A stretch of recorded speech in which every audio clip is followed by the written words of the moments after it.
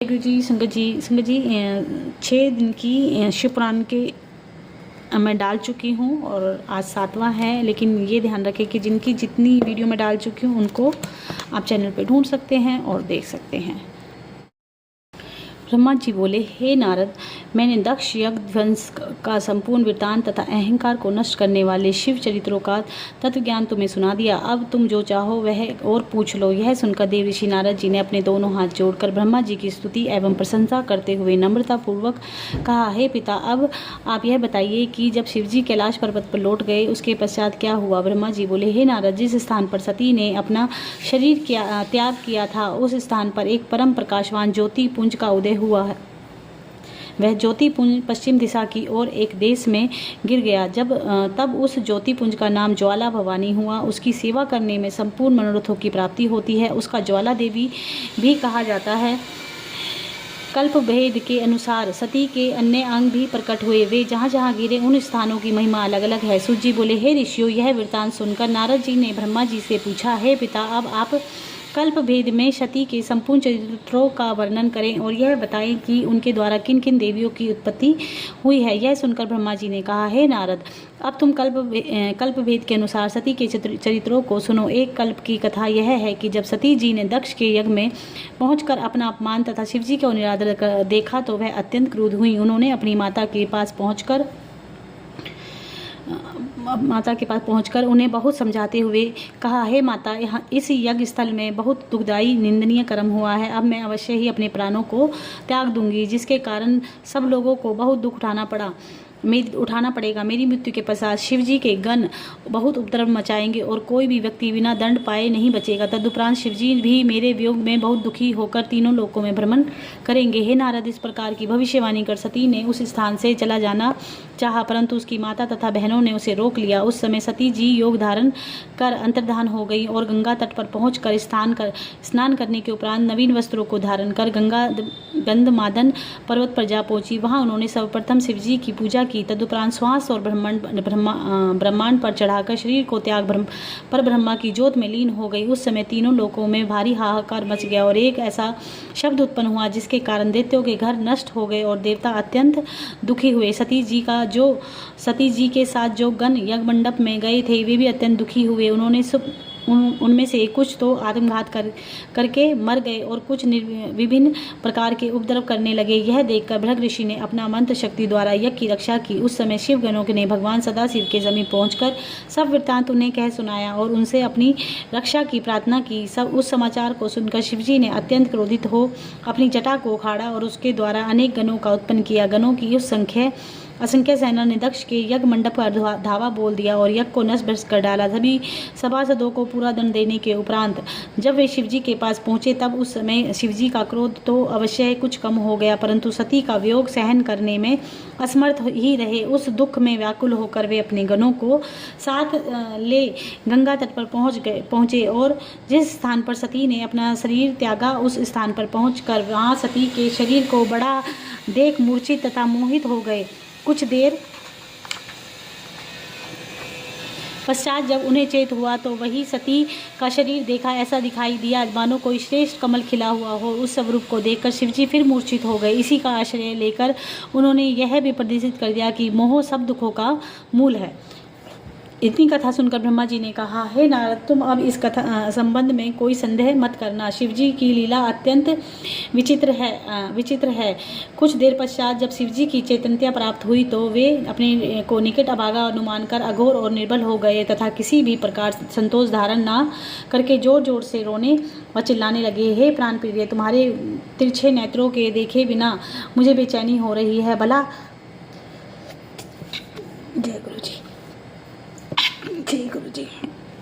भला तुम इतनी निष्ठुर कैसे हो गई कि मुझसे बोलती तक नहीं हो। इस प्रकार कहते हुए शिवजी ने सती जी के मृत शरीर को अपने हाथों में उठाकर हृदय से लगा लिया। तदुपरांत उसे बार बार कंठ से लगाकर चूमने लगे। इस प्रकार अपने प्रेम को प्रदर्शित करते हुए वे फिर मूर्छित हो गए। कुछ देर बाद जब उन्हें चैतन्य प्राप्त हुई तो वे सती के मृत शरीर को अपने कंधे पर लादकर घोर दुख उठाते हुए चारों ओर भ्रमण करने लगे। उन्होंने संपूर्ण देश, पर्वत, द्वीप, समुद्र, वन, लोकालोक, सप्तलिंग पर्वत आदि संपूर्ण पृथ्वी का भ्रमण किया।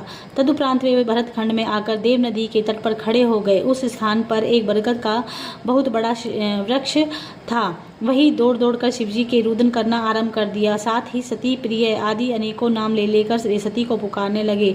उस समय उनके नेत्रों से अश्रुओं की धारा बह निकली। हे नारद, जिस स्थान पर भगवान सदाशिव के आंसू गिरे वह स्थान नेत्र सरोवर नामक तीर्थ के रूप में प्रसिद्ध हुआ तथा उस तीर्थ में स्नान करने से मनुष्य को अपने संपूर्ण मनोरथों की प्राप्ति होती है। वह स्थान तपस्वियों के लिए श्रेष्ठ तपोभूमि है। उस तीर्थ पर स्नान करने से संपूर्ण पाप नष्ट हो जाते हैं। उस सरोवर की लंबाई 2 योजन है। अस्तु वहाँ कुछ समय ठहरने के पश्चात शिवजी फिर आगे चल दिए। मार्ग में चलते हुए जिन जिन स्थानों पर सती के मृत शरीर का कोई कोई अंग पृथक होकर गिर पड़ा वे स्थान सिद्धपीठ के नाम से प्रसिद्ध हुए। उन सिद्धपीठ स्थानों की पूजा करने से सभी मनोरथों की प्राप्ति होती है। उस स्थानों पर भगवती महामाया अपनी संपूर्ण कलाओं सहित निवास कर अपने भक्तों को सर्वस्व प्रदान करती हैं। इस प्रकार लीला करने के उपरांत शिवजी एक स्थान पर जाकर बैठ गए। सती के मृत शरीर का जो भाग शेष रह गया वहां उन्होंने उसको दाह संस्कार किया। तदुपरांत उनकी हड्डियों को एकत्रित कर एक माला बनाई जिसे उन्होंने अपने कंठ में धारण कर लिया। फिर चिता की भस्म को अपने शरीर पर मलमल कर वे उसी स्थान पर बैठ गए और प्राणेश्वरी, भवानी आदि नामों द्वारा सती का स्मरण करते हुए रो रो कर व्याकुल होने लगे। उन्होंने परब्रह्मा होते हुए भी ऐसी लीलाओं द्वारा सबको मोहित कर दिया। हे पुत्र, भगवान सदाशिव के इस चित्र को पढ़ने तथा सुनने से मुक्ति की प्राप्ति होती है। इतनी कथा सुनकर पुराणिक सूत जी ने कहा, हे शौनकादिक ऋषियों, सिद्धपीठ के इस वृत्तांत को सुनकर देव ऋषि नारद जी ने ब्रह्मा जी से कहा, हे पिता, सती के अंगों द्वारा जिन जिन स्थानों पर जो जो पीठ उत्पन्न हुए अब उनके संबंध में मुझे बताने की कृपा करेंगे। सुनकर ब्रह्मा जी बोले, हे पुत्र, सिद्धपीठों को संपूर्ण वृत्तांत में तुम्हें सुनाता हूँ, तुम ध्यान देकर उनको सुनो। देवपुर नामक परम रमणीक पर्वत पर सती जी के दोनों चरण गिरे। उस स्थान को महाभागा देवी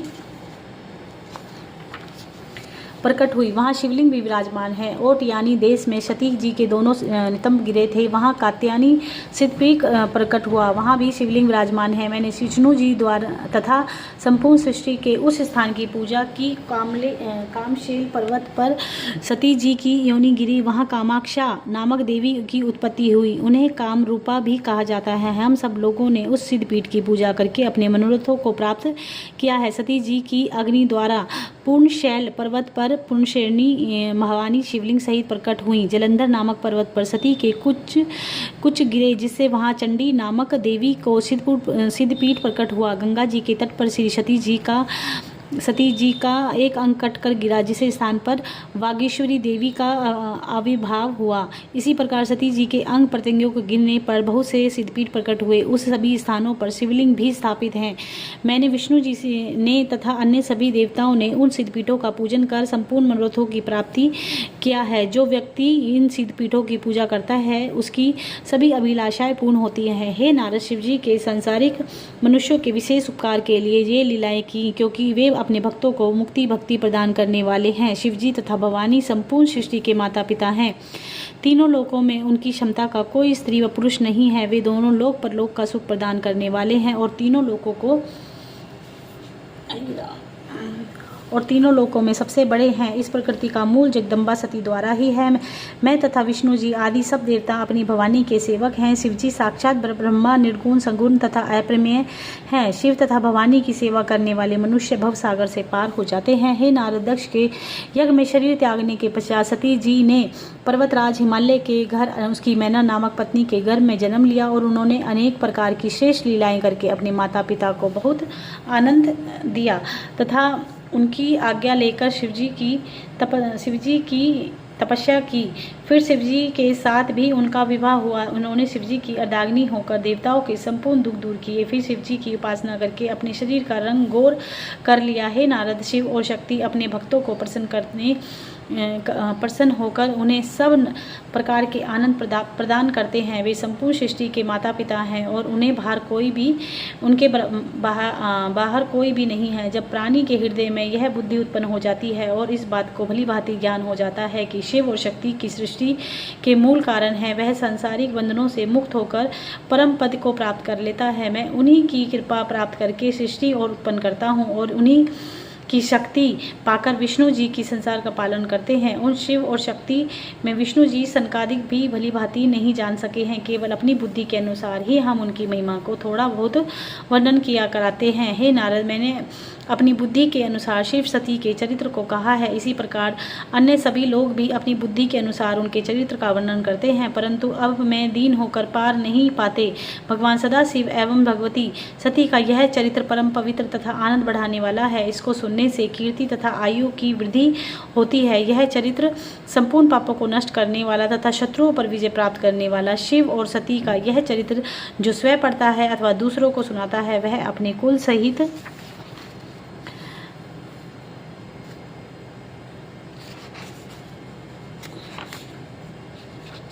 समस्त विपत्तियों से छूट जाता है और इस संसार में अनेक प्रकार के आनंद का उपभोग करने के पश्चात अंत में शिवलोक को प्राप्त होता है। हे नारद, मैंने तुमसे यह सब चरित्र कहा, अब तुम और जो सुनना चाहते हो उसे बताओ। जय शिव शंभू।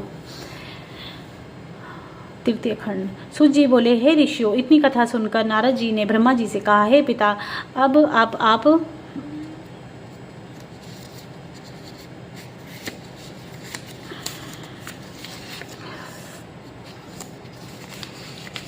सूत जी बोले, हे ऋषियों, इतनी कथा सुनकर नारद जी ने ब्रह्मा जी से कहा, हे पिता, अब आप मुझे यह बताइए कि सती ने दूसरा अवतार किस प्रकार लिया, उनका विवाह शिवजी के साथ किस प्रकार हुआ और उन्होंने अर्धांगिनी नाम किस प्रकार पाया। इसके अतिरिक्त आप मुझे शिव पार्वती की अन्य लीलाओं को भी सुनाइए, क्योंकि शिव चरित्र सुनने से मेरी तृप्ति नहीं होती, जिसके विपरीत यह इच्छा अधिक बढ़ती जाती है। मैं भगवान शिव के चरित्र को निरंतर सुनता रहूं। नारद जी के मुख से यह वचन सुनकर ब्रह्मा जी ने अत्यंत प्रसन्न होकर कहा, हे नारद, दक्ष यज्ञ में भस्म होने से पूर्व सती ने शिवजी का यह वरदान मांगा था कि मुझे आपके चरणों की भक्ति सदैव प्राप्त हो और आपकी प्रीति भी मेरे ऊपर कभी कम ना हो। इतना कहकर उन्होंने अपने शरीर को भस्म कर दिया। तदुपरांत मैना के गर्भ से दूसरा जन्म लिया। यह सुनकर नारद जी बोले, हे पिता, मैं मैना को नहीं जानता, अस्तु आप विस्तार पूर्वक यह बताने की कृपा करें कि मैना किसकी पुत्री है और किसके साथ उसका विवाह हुआ था। ब्रह्मा जी ने कहा, हे नारद, उत्तर दिशा की ओर संपूर्ण पर्वतों का राजा हिमालय नामक एक पर्वत है। वह पर्वत प्रत्येक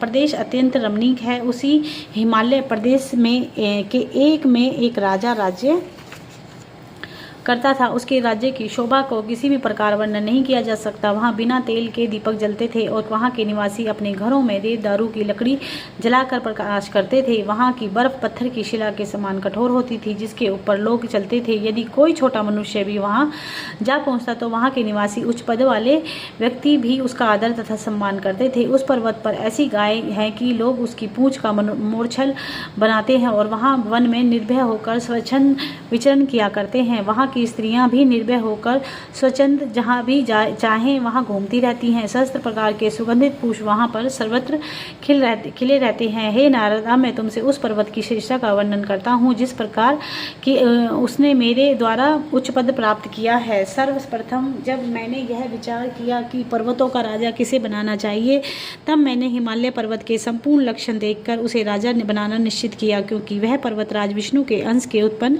हुआ है।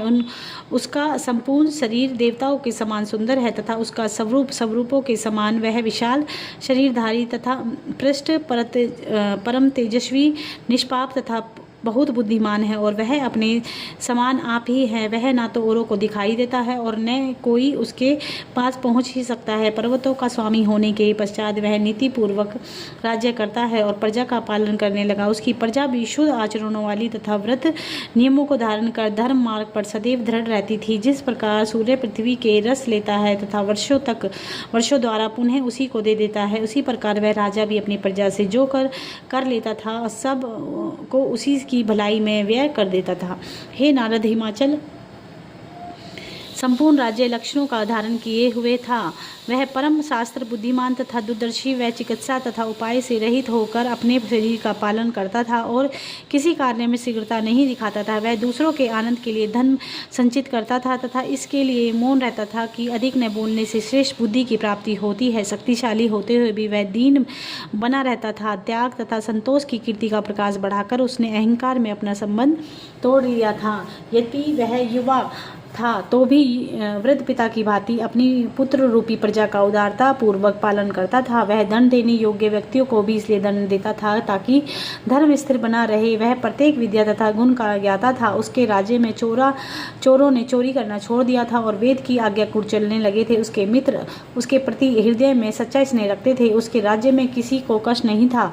हे नारद, उस श्रेष्ठ राजा के विवाह के लिए सब देवताओं ने उद्योग किया और उन्होंने मनोरथ की पूर्ति के लिए हेतु पितरों से कहा कि आप अपनी बड़ी पुत्री, जिसका नाम मैना है, का विवाह हिमाचल के साथ कर दीजिए। ऐसा करने से देवताओं के अनेक कार्य सिद्ध होंगे तथा सब लोगों के दुख दूर हो जाएंगे। अपनी पुत्रियों को शाप का स्मरण कर पितरों ने देवताओं की यह बात स्वीकार कर ली तथा एक शुभ लगन में मैना का विवाह हिमालय के साथ कर दिया। विवाह में आनंद मंगल की जो रीतियां होती हैं वे सब यथाविधि संपन्न हुई। उस विवाह को देखकर मुझे विष्णु जी तथा देवताओं को यह समझ कर विशेष प्रसन्नता हो रही थी कि उसके घर में जो पुत्री उत्पन्न हुई है वह भगवान सदाशिव को ब्याही जाएगी। अस्तु विवाह को हो जाने के उपरांत हिमाचल मैना को साथ ले अपने घर को लौट गए। सूत जी बोले, हे शौनकादि ऋषियों, अपनी कथा सुनने के पश्चात नारद जी ने ब्रह्मा जी से इस प्रकार कहा, हे पिता, यह वृत्तांत सुनकर मेरे मन में एक संदेह उत्पन्न हुआ है, अतः आप उसका निराकरण कर दें। आप मुझे यह बताने की कृपा करें कि मैना की कितनी बहनें थीं, और क्योंकि आप सभी अभी यह सब बता चुके हैं कि मैना अपनी बहनों से सबसे बड़ी थी, आप यह भी समझाइए कि उन बहनों को किसने शाप दिया था। यह सुनकर ब्रह्मा जी बोले, हे नारद, मेरे पुत्र दक्ष प्रजापति ने सर्वप्रथम बहुत से पुत्र उत्पन्न किए, परंतु उसके द्वारा दक्ष को आनंद लाभ नहीं हुआ, क्योंकि वे मुक्ति पाकर परम पद को जा पहुँचे। तब यह देखकर दक्ष प्रजापति ने 7 कन्याएं उत्पन्न की और उनका विवाह चंद्रमा आदि के साथ कर दिया। वह वृत्तांत पहले ही सुना जा चुका है। दक्ष की उन पुत्रियों में एक लड़की का नाम सर्वथा था। उसका विवाह पितरों के साथ हुआ था। सर्वथा का गर्भ में 3 कन्याओं ने जन्म लिया। उनमें सबसे बड़ी का नाम मैना, मजली का नाम धन्या तथा छोटी का नाम कलावती था। हे नारद, प्रातः काल के समय जो मनुष्य इनका नाम लेता है उसके संपूर्ण मनोरथ पूर्ण होते हैं। इसके शुद्ध चरित्र को सुनने से आनंद की प्राप्ति होती है, क्योंकि तीनों लोकों में समान प्राप्त करने वाली इसी योग्य है। एक दिन की बात है कि वे तीनों कन्याएं श्वेत द्वीप में जाकर क्षीर समुद्र के निकट भगवान विष्णु के समीप जा पहुंची और वहां विष्णु जी के दर्शन करने के उपरांत उनकी स्तुति करके उनकी आज्ञा से वहीं एक स्थान पर बैठ गईं। कुछ देर पश्चात मेरे पुत्र सनकादिक भी वहां पहुंचे। उन्होंने दूर से ही भगवान विष्णु को प्रणाम किया और सनकादिक को आते हुए देखकर वहां उपस्थित सभी लोग उठकर खड़े हो गए तथा सम्मान पूर्वक उन्हें प्रणाम करने लगे। परंतु हे नारद, वे तीनों कन्याएं अपने स्थान पर ज्यों की त्यों बैठी रही। उन्होंने ना तो सनकादिक को प्रणाम किया और न उनका सम्मान ही किया। हे नारद, दूसरों का दोष भले ही दे दिया जाए, परंतु सत्य बात यह है कि शिव जी की जो इच्छा होती है वही होता है। भगवान सदाशिव की आज्ञा को ही भाग्य अथवा कर्म कहते हैं। अस्तु, उन तीनों कन्याओं की ढिठाई को देखकर संत कुमार को बहुत क्रोध आया। यद्यपि वे लोग बुद्धिमान, निरहंकार तथा परमहंस हैं, परंतु उस समय शिवजी की माया में पड़कर वे अपने ज्ञान को भुला बैठे। भला तीनों लोकों में ऐसा कौन है जो शिवजी की माया तथा इच्छा पर विजय प्राप्त कर सके। अस्तु, संत कुमार ने उनको संबोधित करके कहा, अरे तुम तीनों बहनें परम मूर्ख हो। तुम वेद के आशय को नहीं समझ पाई और तुमने यह बात नहीं जानी कि ब्राह्मण समस्त प्राणियों द्वारा पूजा जाने योग्य है। तुमने अहंकार के वशीभूत हो मनुष्य के समान अपने मार्ग को त्याग दिया है और हमारा बहुत निरादर किया है। अतः हम तुम्हें यह शाप देते हैं कि देवभूमि स्वर्ग को त्याग कर मनुष्य के देश में जाकर रहो। हे नारद, इस शाप को सुनकर वे तीनों आश्चर्यचकित रह गईं और संत कुमार की प्रार्थना करती हुई बोली, हे मुनि, हमसे यह और संत कुमार जी की प्रार्थना, यह बड़ा भारी अपराध हमसे हुआ है जो आपका सम्मान नहीं किया। वास्तव में यह अपराध हमसे मनुष्य के समान ही बन पड़ा। इसका फल हमसे मनुष्य के समान ही इसका फल भी हम प्राप्त कर चुकी हैं, परंतु अब हम आपसे यह प्रार्थना करती हैं कि आप हमें यह वरदान दी कि जिस समय हमारा पाप नष्ट हो जाए तब हम फिर इसी स्वरूप को प्राप्त कर लें। उनके इस विनीत वचन को सुनकर संत कुमार जी अत्यंत प्रसन्न हुए और बोले, हे कन्याओं, तुम्हारी प्रार्थना सुनकर हमारे मन का क्षोभ दूर हो गया है। अब हम प्रसन्न होकर तुम्हें यह वर देते हैं कि तुम में जो सबसे बड़ी कन्या वह विष्णु के अंश के उत्पन्न पर्वतराज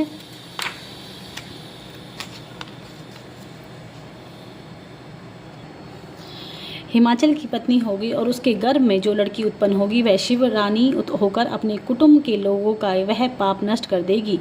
मछली कन्या का विवाह त्रेता युग में राजा जनक के साथ होगा। उसके गर्भ से सीता का जन्म होगा। भगवान रामचंद्र के साथ ब्याही जाएंगी। तीसरा बहन का विवाह द्वापर युग में वैश्यवर्ण वृषभानु के साथ होगा। उसकी पुत्री राधा भगवान श्री कृष्ण की प्रेमी होकर इस प्रकार तुम तीनों ही पुनः अपनी गति को प्राप्त होकर स्वर्ग में आ पहुंचोगी। इतना कहकर सनकादिक वहां से चले गए। तब वे तीनों कन्याएं भी अपने पिता के घर लौट आईं। इतनी कथा को सुनकर नारद जी ने पूछा, हे पिता, इसके बाद क्या हुआ वह आप मुझसे कहिए। ब्रह्मा जी बोले, हे पुत्र, अब मैं आगे का वृतांत भी कहता हूँ, जिसे सुनकर भगवान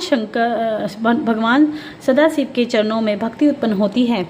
ब्रह्मा जी ने कहा, हे नारद, जब हिमाचल विवाह करके घर लौट आए उस समय उसके राज्य में बहुत आनंद मनाया गया। तदुपरांत देवता तथा ऋषि मुनि आदि अपने मनोरथों की प्राप्ति के लिए हिमाचल के समीप पहुंचे। हिमाचल ने सबका स्वागत संस्कार करते हुए, आज मेरा अहोभाग्य है जो आप सबने यहाँ पधार कर मेरे घर का पवित्र किया। अब आप मुझे अपना सेवक जानकर कोई आज्ञा दीजिए। हिमाचल के इस विनम्र वचनों को सुनकर देवताओं उनमें अत्यंत प्रसन्न होकर कहा, हे हिमाचल, हम लोग तुम्हारे पास इसलिए आए हैं कि तुम्हारे द्वारा देवताओं के कार्य की सिद्धि होगी। अब तुम यह जानते हो कि सती के दक्ष के यज्ञ में अपना शरीर त्याग दिया है। अस्तु, अब तुम ऐसा उपाय करो जिससे वे तुम्हारी कन्या बनकर पुनः जन्म लें। ऐसा करने से तुम्हें जो आनंद प्राप्त होगा वे तीनों लोकों का भी कल्याण होगा। हे नारद, इस प्रकार हिमाचल को युक्ति बताने के उपरांत सब देवता भगवती जगदम्बा की शरण में गए और उनकी बहुत प्रकार से स्तुति प्रशंसा करने लगे। उस समय आदिशक्ति ने अपने संपूर्ण रूप को प्रकट कर उन्हें दर्शन दिया। वह भगवती श्रेष्ठ परथ पर विराजमान थी और उनके शरीर से करोड़ों सूर्य के समान प्रकाश निकल रहा था। जब देवता उसके तेजस्वी स्वरूप के तेज का सहन न कर सके असमर्थ हुए, तब भगवती जगदम्बा ने कृपा करके उन्हें ऐसी शक्ति प्रदान की जिससे वे स्थिर रह सकें। अस्तु, भगवती महामाया के प्रकट होने पर देवता तथा ऋषि मुनियों ने हाथ जोड़कर उनकी प्रार्थना करते हुए ये कहा कि हे मातेश्वरी, आप सर्वश्रेष्ठ हैं। आपकी शरण में पहुंच गए जीव को कभी भी दुख प्राप्त नहीं होता। हे जगदम्बे, अब हम आपकी शरण में आए हैं। अब आप हमारे मनोरथों को पूर्ण कर अर्थात पृथ्वी पर दूसरा जन्म लेकर शिवरानी का पद ग्रहण करें, जिससे सब देवताओं का दुख दूर हो तथा ब्रह्मा एवं विष्णु को भी प्रसन्नता प्राप्त हो। इसके अतिरिक्त संत कुमार जो भविष्यवाणी कर चुके हैं उसको पूर्ण करना भी आपका ही कार्य है। अब आप हमारी इस प्रार्थना को स्वीकार करने की कृपा करें। हे नारद, देवताओं द्वारा की गई इस प्रार्थना को सुनकर भगवती जगदम्बा ने अत्यंत प्रसन्न होकर मधुर वाणी में कहा, हे देवताओं, हमारी अपनी ही यही इच्छा थी। अब हम तुम्हारी प्रार्थना को स्वीकार कर अवश्य ही अवतार लेंगी। जब हिमाचल तथा मैना हमें प्राप्त करने के लिए तप कर रहे हैं, उनसे बड़ा भक्त अन्य कोई नहीं है, अतः उन्हीं के घर पर हम प्रकट होंगी। अब तुम सब लोग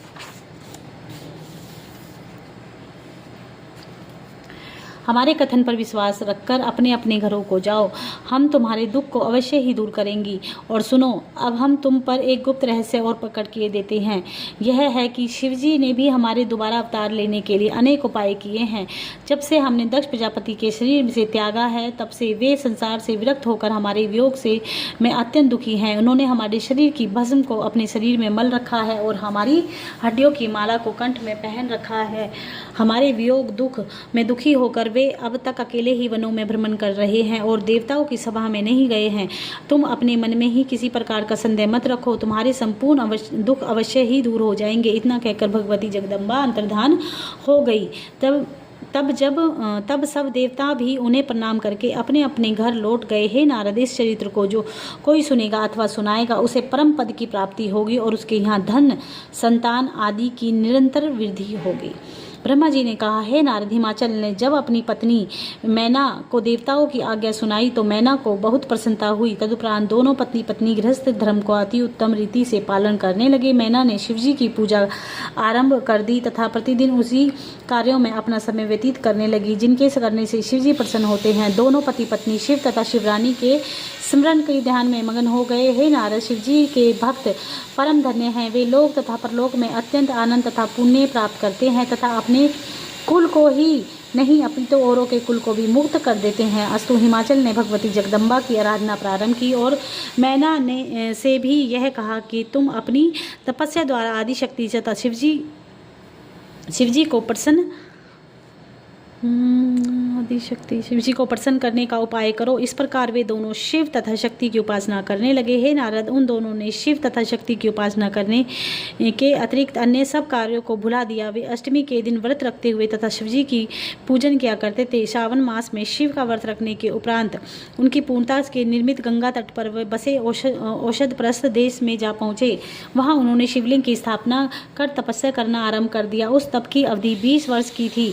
उस बीच में उन्होंने कभी बिना अन्न जल ग्रहण किए और कभी केवल वायु का ही भक्षण करते हुए शिव तथा शक्ति का विधिवत पूजन किया। जब वह तपस्या पूर्ण हुई तब भगवती उमा ने प्रकट होकर उन्हें अपना दर्शन देकर कृतार्थ कर दिया। उनका शरीर सजल मेघ के समान श्रेष्ठ श्याम वर्ण तथा 8 हाथ और 3 आँखें थी। वे सब प्रकार से वस्त्राभूषण से अलंकृत थी। हे नारद, तब उस भगवती ने प्रकट होकर मैना से कहा, हे मैना, तुम अपने मनोरथ